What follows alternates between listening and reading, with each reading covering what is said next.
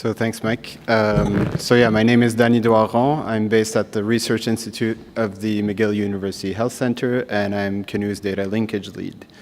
So as you've seen in Evan's presentation, Canoe has assembled a dozen nationally standardized urban exposure databases. And these databases can support analyses exploring spatial and temporal distribution of environmental exposures over large populations. So in my presentation, I'll try to highlight some examples of spatial differences and temporal changes for selected environmental exposures held by Canoe for Canada's three largest census metropolitan areas, Montreal, Toronto, and Vancouver.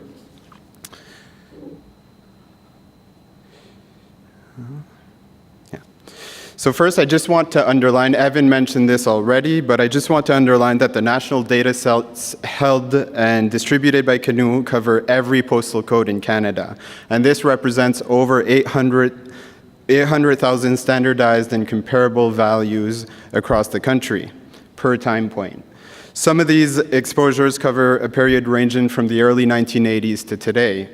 So in addition to facilitating epidemiological studies, as Dan just illustrated, Canoe is a good resource for environmental exposure surveillance and looking at longitudinal trends and cross-sectional differences over large populations.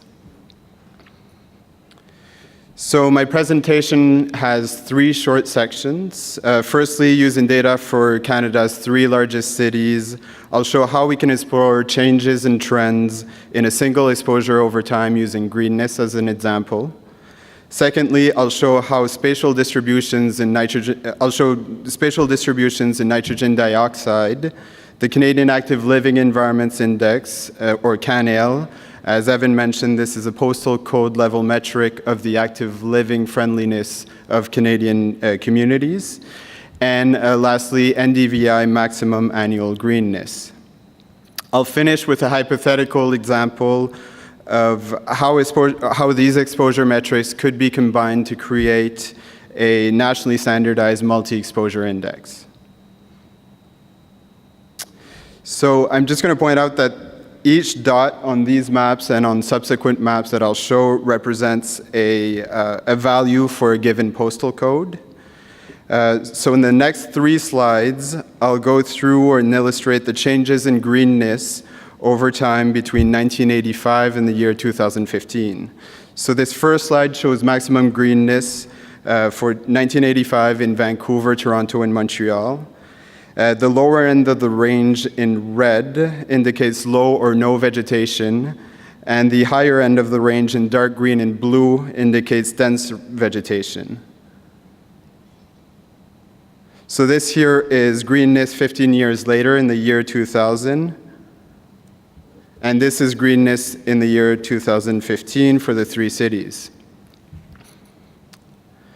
So here I calculated the proportion of postal codes with different levels of NDVI for the three different time points in each city. So on the histograms, orange is the percentage of postal codes with a given NDVI in 1985. In gray is NDVI in 2000, and in yellow is NDVI in 2015.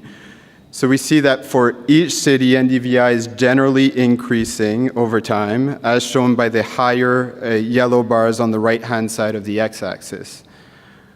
We also see that Toronto and Montreal generally have larger percentages of postal codes in the lower ranges of NDVI compared to Vancouver. We can also look at trends over time, and this was done using the Trender tool that Maddie mentioned. So these maps show green trends over the 30-year period between the year 1985 and 2015. So in other words, this is the slope of greenness over this 30-year period. Areas in red and orange show negative trends in greenness, and areas in green show positive trends over 30 years.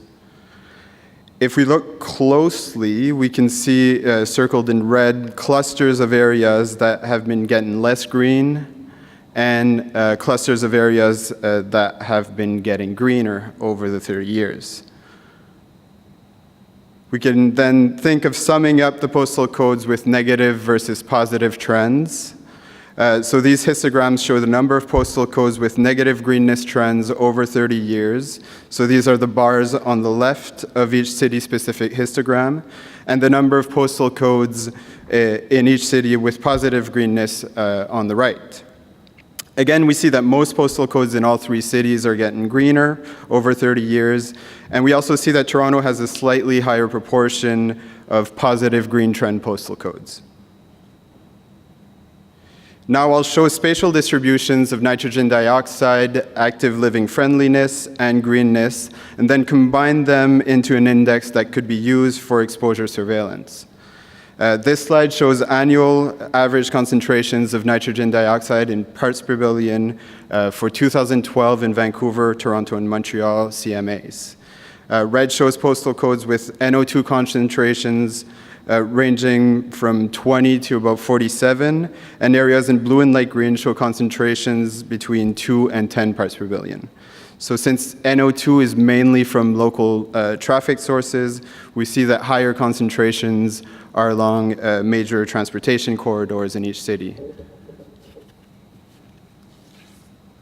So this is the spatial distribution of the Canadian Active Living Environments Index for 2016 in quintiles for the three cities. Green shows areas that are most favorable for active living or highly walkable, and red shows areas that are least favorable for active living or least walkable. As we see, the downtown cores of each city are unsurprisingly the most walkable areas, and the periphery of each CMA fall in the lowest quintiles of active living friendliness or walkability.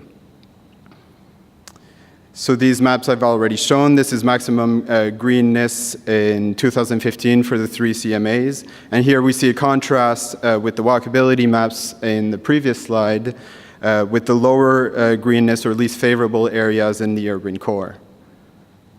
Now, before I start talking about this multi-exposure index, I should underline that this is a purely hypothetical example, and it's only meant to give you an idea of the types or how canoe data can be used to create multi-exposure indices or environmental risk scores.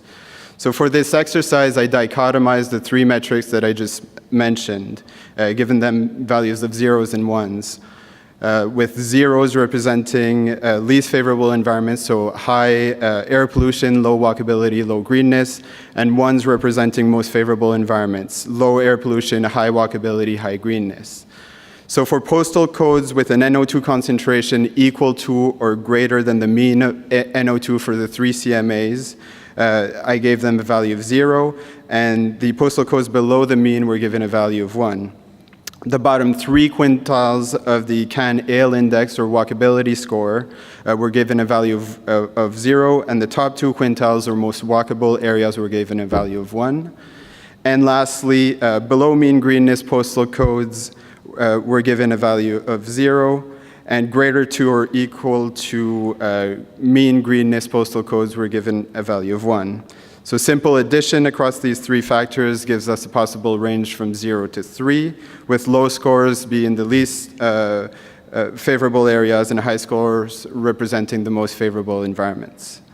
There are, of course, more sophisticated ways of developing such a multi-exposure index, such as attributing different weights to different factors, but again, this is for illustration purposes only.